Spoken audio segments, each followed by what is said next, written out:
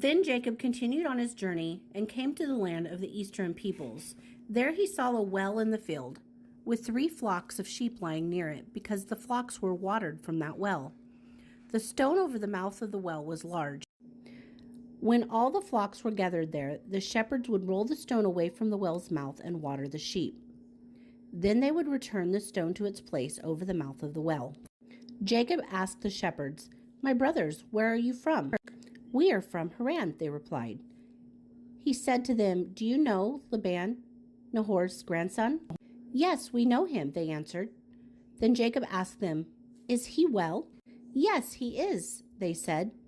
"And here comes his daughter Rachel with the sheep." "Look," he said, "the sun is still high. It is not time for the flocks to be gathered. Water the sheep and take them back to pasture." "We can't," they replied, "until all the flocks are gathered and the stone has been rolled away from the mouth of the well. Then we will water the sheep." While he was still talking to them, Rachel came with her father's sheep, for she was a shepherdess. When Jacob saw Rachel, daughter of Laban, his mother's brother, and Laban's sheep, he went over and rolled the stone away from the mouth of the well and watered his uncle's sheep. Then Jacob kissed Rachel and began to weep aloud. He had told Rachel that he was a relative of her father and a son of Rebekah, so she ran and told her father. As soon as Laban heard the news about Jacob, his sister's son, he hurried to meet him. He embraced him and kissed him and brought him to his home. And there Jacob told him all these things. Then Laban said to him, "You are my own flesh and blood." After Jacob stayed with him for a whole month, Laban said to him, "Just because you are a relative of mine, should you work for me for nothing? Tell me what your wages should be." Now Laban had 2 daughters. The name of the older was Leah, and the youngest was Rachel.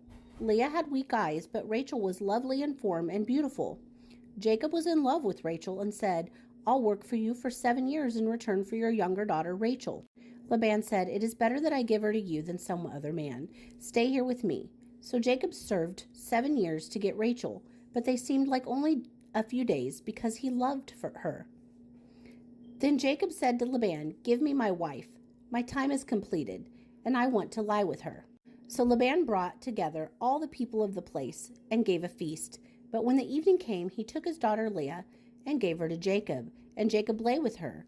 And Laban gave his servant girl Zilpah to his daughter as her maidservant.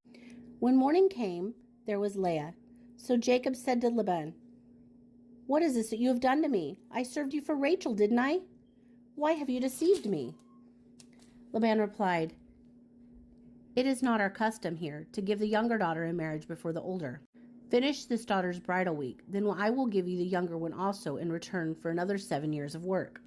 And Jacob did so. He finished the week with Leah. Then Laban gave him his daughter Rachel to be his wife. Laban gave his servant girl Bilhah to his daughter Rachel as her maidservant.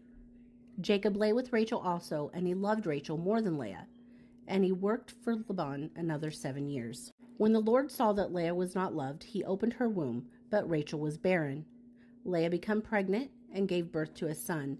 She named him Reuben, for she said, "It is because the Lord has seen my misery. Surely my husband will love me now." She conceived again, and when she gave birth to a son, she said, "Because the Lord heard that I am not loved, he gave me this one too." So she named him Simeon. Again she conceived, and when she gave birth to a son, she said, "Now at last my husband will become attached to me because I have borne him 3 sons." So he was named Levi. She conceived again, and when she gave birth to a son, she said, "This time I will praise the Lord." So she named him Judah. Then she stopped having children.